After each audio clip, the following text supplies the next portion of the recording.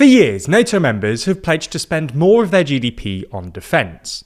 But instead of buying more tanks or boosting combat readiness, many have been fiddling the numbers, counting peacekeeping missions, police forces, and even military pensions as defence spending, all while their actual military capabilities have barely changed. In June, NATO introduced a new 5% spending target to fix this. But some of the same countries that fell short before are already finding creative ways to game the system again. So in this video, we're going to break down how NATO countries have dodged spending targets so far, and why the new 5% target probably won't fix the problem.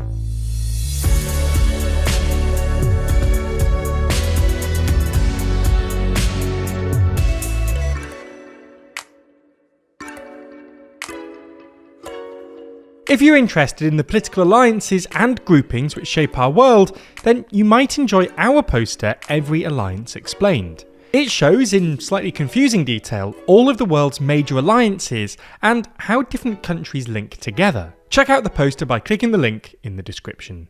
Let's start with some context. Following the 2014 Wales summit, NATO members pledged to increase defence spending towards 2% of their country's GDP. Progress was slow at first, but by the end of 2024, 23 of NATO's 32 members had hit the target. However, how countries got there varied widely, thanks to NATO's broad definition of defence spending.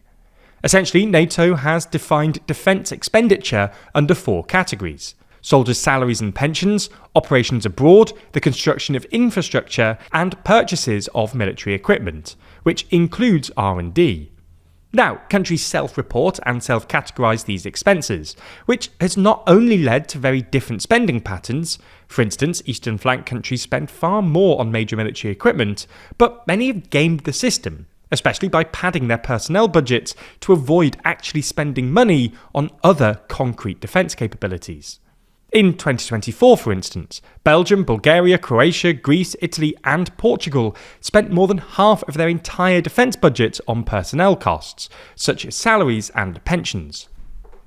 Now, NATO doesn't actually publish which countries include pensions in their defence expenditure. However, according to data compiled by Reuters, which looked at pension data reported in national budgets from 13 NATO members and 11 European ones, in Belgium, Bulgaria and Italy, nearly 20% of defence spending is actually just going on soldiers' pensions.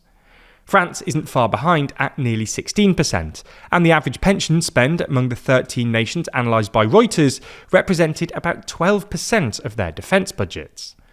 In fact, if you exclude pension spending, only 5 European NATO members met the 2% target last year, down from 8 if you're just looking at headline figures. This has been a key point of contention for NATO leaders, who have criticised allowing pensions, along with other questionable inclusions like national police budgets, civil guards or peacekeeping missions, to be included in meeting the 2% target, arguing this practice just inflates defence budgets without actually boosting NATO readiness. Essentially, even though defence spending is on the rise and countries are trying to meet the 2% goal on paper, if much of the money goes into salaries or pensions, critics argue this is not productive investment, as it doesn't increase deployable military power. So, in response to years of fuzzy accounting under the 2% benchmark, the 2025 NATO summit introduced a new, more ambitious target: 5% of GDP on defence by 2035. This new target was supposed to tighten the definition by splitting spending into 2 categories. 3.5% would be earmarked for core defence, things that actually deliver military power: salaries, training, weapons and logistics. 1.5% would be designated for defence-related investments, like cybersecurity and security-related infrastructure, for example roads, bridges and ports that could serve military purposes. The goal was to stop countries from hiding weak defence investments behind vague or civilian expenses, like national police forces, which would now fall under the new 1.5% security blanket, effectively raising the bar for what qualifies as core military spending, giving member states less room to mess around with the numbers, and more incentive to spend on real deployable capabilities. Unsurprisingly, getting European NATO members to actually spend more on things like tanks, weapons and drones is already proving to be quite difficult, as many members are already running pretty large deficits, with countries like France and Poland running record deficits of about 6% of GDP. This means, assuming the EU doesn't decide to issue trillions more in joint borrowing, these countries will need to cut spending or raise taxes to afford any increase in defence spending. Whether that's a good idea or not, recent events suggest that European electorates aren't so keen on it. A recent Eurobarometer poll showed fewer than 1 in 4 people, or 23%, want the EU to use its funds for military purposes.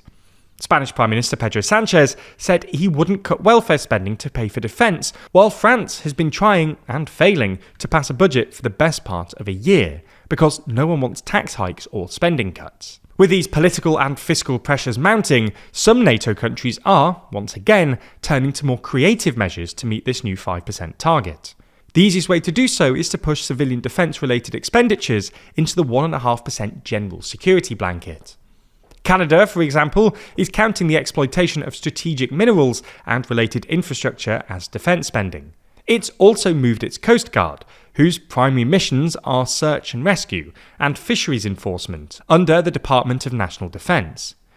Meanwhile, Italy, a chronic NATO underspender, which has already reclassified both its Coast Guard and Customs and Financial Crime Force as defence entities, is lobbying hard to move huge chunks of domestic spending into the 1.5% security category. That includes €206 billion for rail upgrades, €162 billion for roads and motorways, and, most controversially, €13.5 billion for the Messina Strait Bridge, a long-planned mega-project linking Sicily to the mainland. Rome claims the bridge qualifies as dual-use infrastructure, since it could, in theory, support military transport. However, many experts have pushed back against Italy's justification for the Messina Bridge. In a public letter, over 600 Italian academics called the plan a deception, arguing that the military had no role in the bridge's design, that regional rail networks can't support large-scale weapon transport, and that existing maritime logistics remain more practical. What we're trying to highlight here is that whilst the 5% target was supposed to solve the problem with a 2% benchmark, it's instead created new loopholes, and arguably incentivised even more imaginative accounting. For civilian forces like the Coast Guard to qualify under NATO criteria, personnel must be military trained, equipped and deployable. However, Canada's Coast Guard doesn't meet that standard, and Ottawa has said it won't arm it. Ultimately, perhaps the headline takeaway from all this should be that abstract GDP-based spending targets aren't a great idea, and NATO would perhaps be better off agreeing to concrete capability targets, like, say, numbers of deployable troops, tanks and hardware.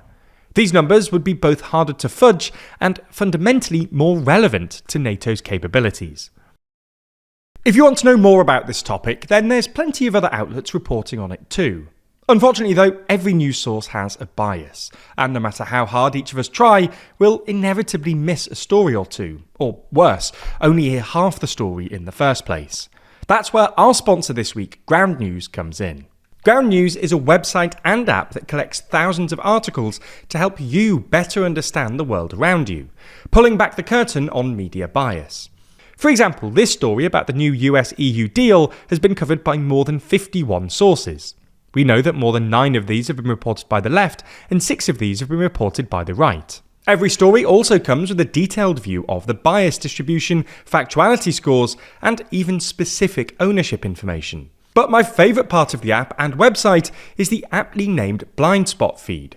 It presents you with stories and articles that haven't been reported on by one side of the aisle or the other. For instance, if you lean left, you might have missed this story about locusts spreading in Ukraine's southern regions. When it comes to blind spots, it's not just about discovering different stories.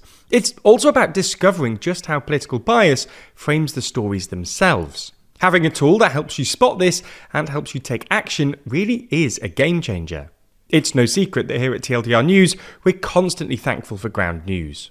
It's such an incredibly useful platform that captures information you can't get anywhere else, and keeps you informed in a media landscape that's constantly trying to attract your attention and sway you towards or away from certain political viewpoints. If you're interested in everything that Ground News has to offer, you can get 40% off the Unlimited Access Vantage plan using the link in the description, or by scanning the QR code.